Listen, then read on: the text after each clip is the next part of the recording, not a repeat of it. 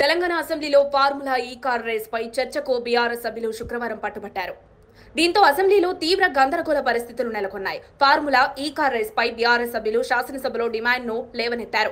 మాజీ మంత్రి హరీష్ రావు ఈ విషయంపై ప్రస్తావించారు. ప్రశ్నోత్తరాల సమయం రద్దు చేసినందున ఫార్ములా ఈ రేస్ పై చర్చించాలని కోరారు. ఫార్ములా ఈ కార్ రేస్ విషయమై ఈ సభలో సభ్యుడిగా ఉన్న కేటీఆర్ పై ఏసీబీ కేసు నమోదు చేసిన విషయాన్ని ఆయన గుర్తు చేశారు.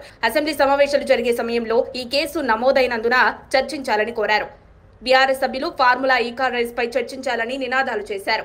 ఇక అదే సమయంలో మంత్రి పొంగులేటి శ్రీనివాస్ రెడ్డి భూభారతిపై చర్చను ప్రారంభించారు.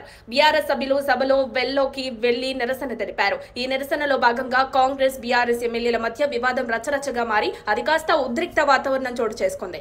ఎమ్మెల్యే హరీష్ రావు ఆగ్రహంతో స్పీకర్ పోడియం మెట్లు ఎక్కి దూసుకు వెళ్లినట్లు తెలుస్తోంది. మరోవైపు కాంగ్రెస్ ఎమ్మెల్యేలు తమను రెచ్చగొట్టేలా వ్యవహరించిందని బీఆర్ఎస్ నేతలు ఆరోపణలు చేస్తున్నారు. షాద్నగర్ ఎమ్మెల్యే శంకర్ తమపై పేపర్ బాల్స్ మాదిరిగా చుట్టి తమపై విసిరారని బీఆర్ఎస్ ఆరోపిస్తోంది. బీఆర్ఎస్ ఎమ్మెల్యేలు స్పీకర్ పై పేపర్లు చింపి విసిరివేశారని, అంతేకాకుండా దళిత స్పీకర్ ను బీఆర్ఎస్ అవమానించిందని అధికార పార్టీ విమర్శలు చేస్తోంది. స్పీకర్ పోడియం వైపు కోరుట్ల ఎమ్మెల్యే పేపర్లు విసిరేశారు. బోధ్ ఎమ్మెల్యే అనిల్ జాదవ్ సైతం పేపర్ బంచ్ ను పోడియం వైపు విసిరేయడంతో వివాదం పెద్దదైంది.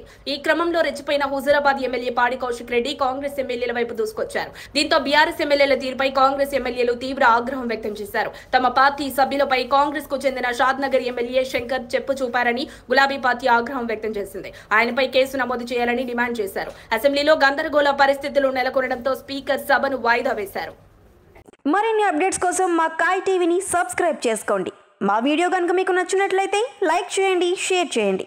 మీ విలువైన అభిప్రాయాలను కామెంట్ బాక్స్లో తెలియజేయండి.